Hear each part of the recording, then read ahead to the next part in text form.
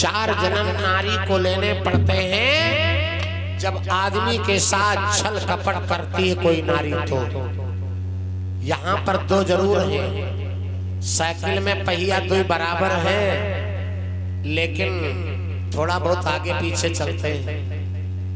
मेरे बंधु जरा विचार करें, संसार में आज कैकेयी पहले राक्षसी, बगुली और सूकरी 3 जन्म बिताया और तीनों जन्म बिता करके अंत में चौथे नंबर पर कछुक काल यह स्वर्ग बिताई और सोई बनी कैकेयी।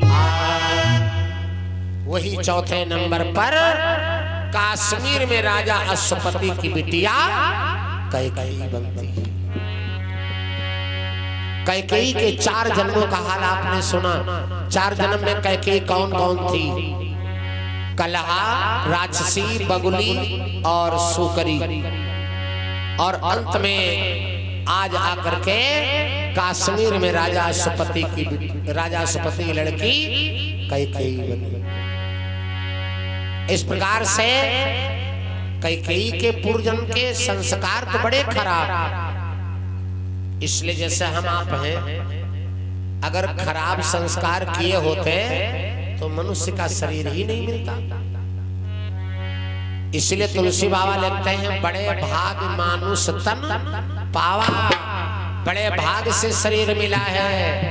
और अगर कहीं तुलसी बाबा लिख देते बड़े भाग गधा तन पावा, किसी भट्ठा पर लगे होते 100-200 ईंटें ला दी जाती और बड़ा डंडे पड़ते तो मालूम होता कि गधा का शरीर बढ़िया कि मनुष्य का शरीर बढ़िया। बहुत बड़े भाग से अच्छे कर्म किए थे हम आप लोगों ने, सभी लोगों ने, तभी तो मनुष्य का शरीर मिला, न तो कहीं जानवर का शरीर न मिला होता है।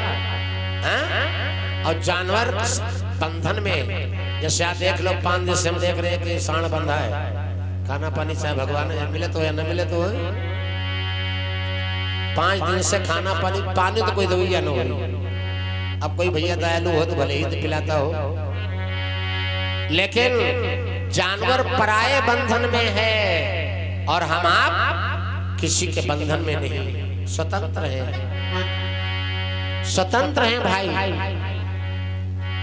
तो राजा दशरथ का विवाह कैकेयी से कैसे हुआ? ये कश्मीर के रहने वाली है राजा अश्वपति की बिटिया। एक बार राजा दशरथ शिकार का पीछा करते हैं और शिकार का पीछा करते करते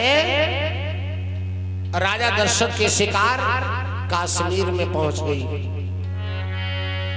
और उधर से कैकेयी मर्दाने भेष में ये शिकार करने आते हैं। तो लड़की लेकिन मर्दाने पैंट शर्ट पहन के आती है। आजकल तो कलयुग है, आजकल तो कोई बड़ी कोई जाने न पाई हो। यहाँ तो गरीबत है, शहर में जाओ स्टेशन पर बैठो तो पता ही न चले कौन लड़का है दो बिटिया है। पैंट शर्ट लड़का पहन, पैंट शर्ट लड़कियां पहन। जाने न, हमसे धोखा एक बार हो गया। डालीगंज स्टेशन पर एक बार बैठे, सुबह सुबह ट्रेन का इंतजार कर रहे थे, तब तक एक बिटिया आई, बढ़िया पैंट शर्ट, काली पैंट, सफेद व्हाइट कलर का शर्ट पहने और हाथ में घड़ी बांधे, बाल भी वैसे लड़कों जैसे कटे, हमारे बगल में बैठ गई। तो हमने समझा, हम नहीं समझ पाए, हमने समझा कोई लड़का होगा।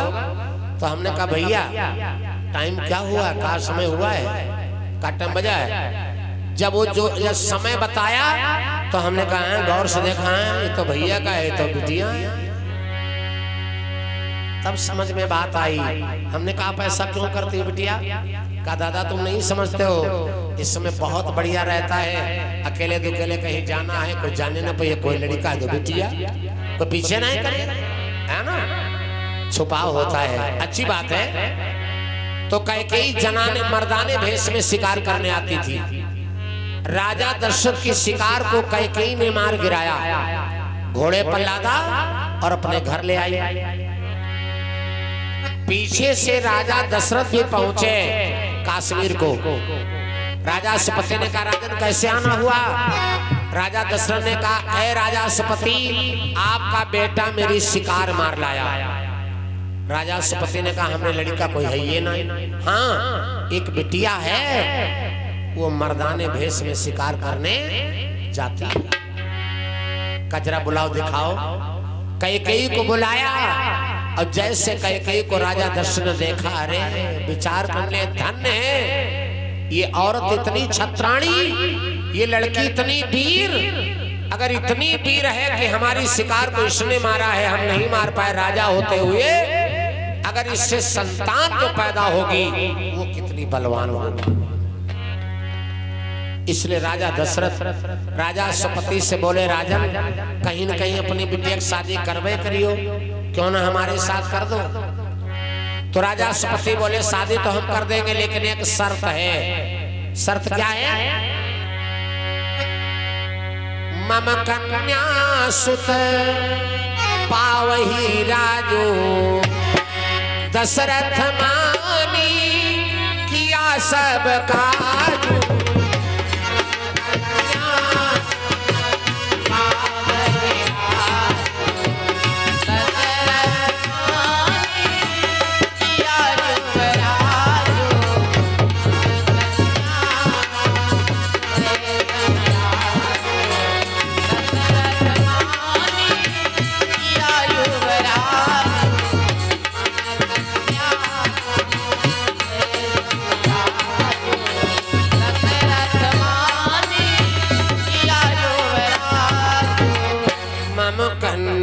सुत पावही राजू। राजा सुपति बोले, ठीक है राजा दशरथ, अपनी लड़की का विवाह तुम्हारे साथ कर देंगे, लेकिन शर्त है। क्या? मम कन्या सुत पावही राजू, मेरी लड़की से जो लड़का पैदा होगा, तुम्हारे राज्य का सबसे बड़ा मालिक मेरी लड़की का लड़का होगा। ये बात शर्त मंजूर करो तो हम शादी कर लें। स्वार्थ, आदमी स्वार्थ वश तुरंत हाँ कर लेता, जो काम ना करे तो हाँ सब हो जाएगा, हो जाएगा। वचनबद्ध राजा हुए, मिली कैकेयी नारी, विधि विधान से ब्याह कर गई अवध सोधा।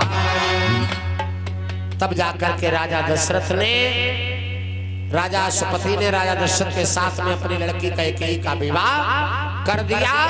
कैकेयी को विवाह करके राजा दशरथ घर आए अयोध्या को। जिस दिन राजा दशरथ घर आए अयोध्या को, उसी समय देवलोक पर एक विद्युत जी नाम का दैत्य चढ़ाई कर देता है। देवता दानवों से विकट लड़ाई होने लगी।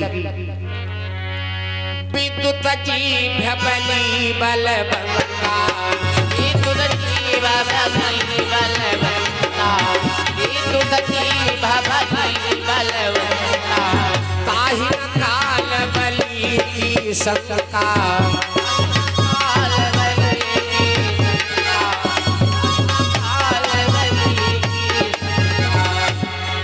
सो सुरपति पर की न चढ़ाई, काल लो भई लड़ाई। सुरपति पर कीन चढ़ाई, अब काल लो भई लड़ाई। सुरपति पर कीन चढ़ाई, अब काल लो भई लड़ाई। विद्युत जी नाम का दैत्य जब देवताओं के पर चढ़ाई कर दिया, देवता और दानों से घमासान युद्ध हुआ। देखो देवता बलवान है, अमर है, सब बात, लेकिन लड़ाई भिड़े में बड़े कमजोर, पीछे हट जाते हैं। दानव दैत्य, जो दैत्य लोग होते हैं, वो आगे लड़ने भिड़ने में वो आगे हैं। देवता धर्मात्मा आदमी आजो पीछे है। आगे तो वही है जो अत्याचारी है, दानव आगे हैं, देवता पीछे हो जाते हैं। हारने लगे उस विद्युत जी दैत्य से, और जब देवता हारने लगे तो देवता बड़े बड़े राजा लोगों से मदद लेते थे। तो देवराज इंद्र भगे वहां से, कहां आए? अयोध्या को। अयोध्या को राजा दशरथ के पास आए और राजा दशरथ से कहा, राजन चलो अरे मिटो जाति देवन को अंशा, मिटो जाति देवन को अंशा, मिटो जाति देवन को अंशा, मिटो जाति देवन को अंशा, मिटो जाति देवन को अंशा, विष्णु जी अंशा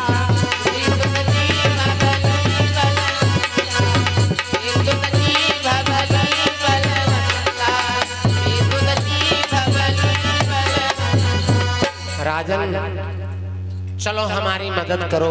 देवराज इंद्र राजा दशरथ से बोले, राजन हमारे देवलोक पर विद्युत जी भी नाम का दैत्य चढ़ाई करके लड़ाई लड़ रहा है, हम सब देवता हार रहे हैं, चल करके मेरी मदद करिए राजा। राजा दशरथ से इंद्र कहने लगे, लेकिन राजा दशरथ ने इनकार कर दिया, हम नहीं जाएंगे। और एक बात है भैया, तुम्हारे दरवाजे पर कोई भी व्यक्ति अगर कोई मदद मांगने आया है, रुपया पैसा शरीर आदमी धन बल पैसो, अगर आपके पास आया है मदद मांगने और आप उस चीज के समर्थवान हो तो उसकी मदद जरूर करो, करना चाहिए। ये हमारा धर्म कहता है, धर्म कहता है। राजा दशरथ से कहा, महाराज चल के हमारी मदद करो। राजा दशरथ ने इनकार कर दिया। इनकार क्यों कर दिया? क्योंकि राजा दशरथ कैकेयी को नई नई शादी करके लाए, विवाह करके लाए हैं, कैकेयी के प्रेम में पल रहे हैं। इसलिए अच्छा सोचो भैया, कोई लड़के की शादी होए, नई नई शादी होए, मेहरिया घर में आवे और तुम चाहे इतने बड़े व्यवहारी हो और जाए खड़े हो कहो भैया चलो फलानी जगह लड़ाई लड़े के हमारे साथ चलो, जाइए कि वाह आज ही शादी है हाँ और हम इनके संग लड़ाई लड़ने जाए, इनकार कर देगा।